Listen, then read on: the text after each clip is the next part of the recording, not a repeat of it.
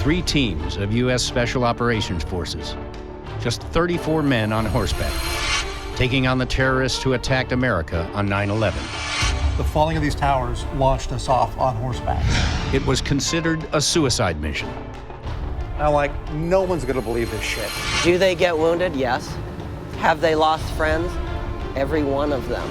I'm Alex Quade. I'm a war reporter, and my film is The Horse Soldiers of 9/11, narrated by award-winning actor Gary Sinise, who's a friend of the troops. This film is about the Special Operations Forces and the CIA operatives that rode into Afghanistan after 9/11 when people didn't even know that we were in war in Afghanistan, before anybody even knew that we had boots on the ground there. After the attacks that were called to go and avenge those attacks on America. And it wasn't until the middle of November that even Defense Secretary Donald Rumsfeld held up a photo to the world press to show people that yes, indeed, America did have boots on the ground, and it was our special operators. And they had been waging war very, very quietly with the Northern Alliance members against the Taliban, against Al-Qaeda, going after all of these bad guys, or as some of the special operators in the film actually say, they were going after these bastards because that's what America expected. We have had modest numbers of U.S. military forces on the ground in Afghanistan for weeks, and there's a picture of them on horseback. The special operators know they were not running around in tanks. They were not dive bombing in with aircraft. They ended up having to ride in on little Afghan horses that were basically bloodline descendants of the Mongolian era, the Genghis Khan era. Most of these special operators either are the Green Berets and the Air Force combat controllers and the CIA paramilitary officers. Most of them had never ridden a horse before, so this was something that their motto is about adapting, improvising, going over, under, around, through every single obstacle, and do whatever it takes to get the job done. Hundreds surrendered in the violent battle for Mazar-e-Sharif, crammed onto trucks by Northern Alliance members who didn't properly search them. What we didn't know that some of those prisoners that came out, there was an American amongst them. Johnny Walker Lind, the American Taliban. I'm a war reporter. I've been covering war zones since 1998, Kosovo, Macedonia, Albania. And then since 9/11, it's been Iraq and Afghanistan, Pakistan, throw in the tsunami in Indonesia, whenever there's been also some hostile environments and natural disasters, but that's what I do. I cover the stories of the troops. I embed with them long-term downrange, so it means I live with them and go out on missions and cover what they do. The stories that I do are very, what I like to call old school journalism. It's their stories. It's not about the reporter bouncing around and showing how cute they are. It's the stories of the troops, and it's a slice of history. It's stories for their families to know and their grandchildren's to know in the future. And it's very important, especially something that was so monumentous as 9/11. And in America, we don't know any of these stories. And these are things that people ought to know. And then even more importantly, there is a monument that was built in their honor of these special operators who went in on horseback. And that monument, most folks don't know, and that's a big deal here actually in New York. It debuted during the Veterans Day Parade just this last November. It is here in New York. It is temporarily installed right across the street from Ground Zero at One World Financial. At some point here, it is supposed to be installed at Ground Zero. So this will be the first actual monument of a human being, a figure at Ground Zero, because right now what there are the waterfalls and this beautiful memorial park, but it will be the first actual figure at Ground Zero, and this will be the story behind that, and now people will know, and especially New Yorkers. This is something they'll be able to walk by. They'll see this statue, this horse, this soldier on a horse. They won't know what is this, and maybe it will spark their interest to learn more, and now they'll be able to know the story behind that statue.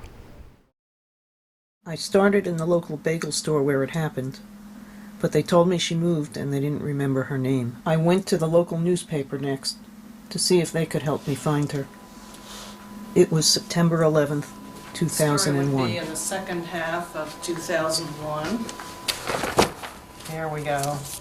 And here's the thing that you're looking for. On Wednesday morning, the Bagels and More store in Hartsdale posted a note from a woman who worked in the World Trade Center, addressed to whomever had been slow to serve her breakfast Tuesday morning, causing her to miss the train. My name is Amy Stern, and I'm the producer, director, writer of The Lady Who Missed Her Train. It's a September 11th story about a woman in my neighborhood who got into a dispute in the store that morning. In the bagel shop, they gave her the wrong size coffee. She stopped to fight about it, and as a result, she missed her train. And she would have been on the 93rd floor of the World Trade Center, and but because she just missed her train, and she said it's the only time in her life she ever missed her train, she's alive and here today. And so when I get off the train, I take the subway, I take the 4 or the 5, and when I got down to Fulton Street, the building was already on fire when I got out of the subway. Clearly, my floors were on fire. It was a story that haunted me. It was sort of a famous neighborhood story because she sent a letter to the bagel store, and they posted it in the window saying, "Thank you for saving my life." And it always stuck with me, and I just decided I wanted to make a little story about it. But I had to go do some investigating and hunting around until I found her, because she had moved not too far away, but into a different part of town, and a lot of people didn't know her name. But eventually I found her, and I was thrilled that she was willing to talk and tell her story. Don't you just want to take your coffee? You're going to miss your train. I said, I don't care, I want the right coffee. So he fixed the coffee. I ran out the door. I ran across Hartsdale Avenue, and when I got to the platform, the doors closed in my face. I had never missed my train before.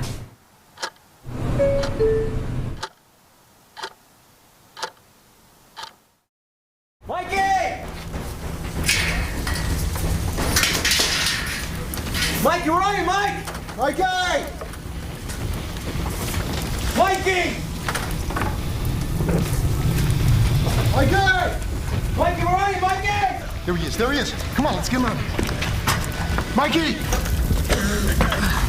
I got it. Mike, don't move, don't move. Dispatch, we're on the 79th floor. Do you copy? Hang in there, Mikey, hang in there.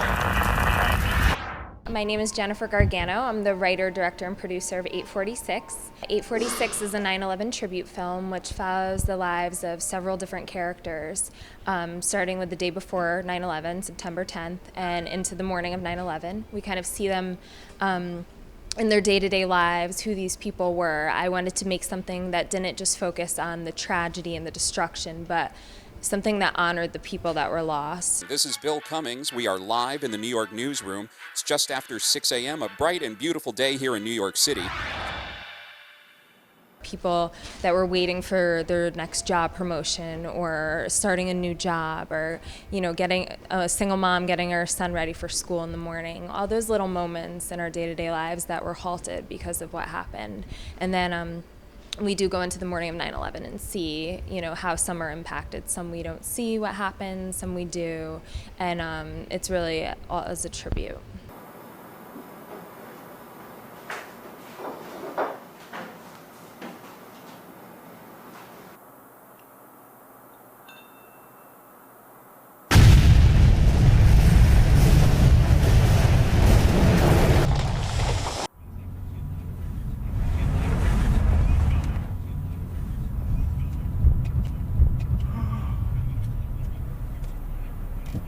I really wanted to make something that, for people that maybe someone that wasn't alive at the time, or someone who didn't live in New York, someone who lived on the West Coast or in another country, really give them that intimate understanding of what happened beyond the news coverage, beyond just that image of the plane hitting the towers that we've all seen.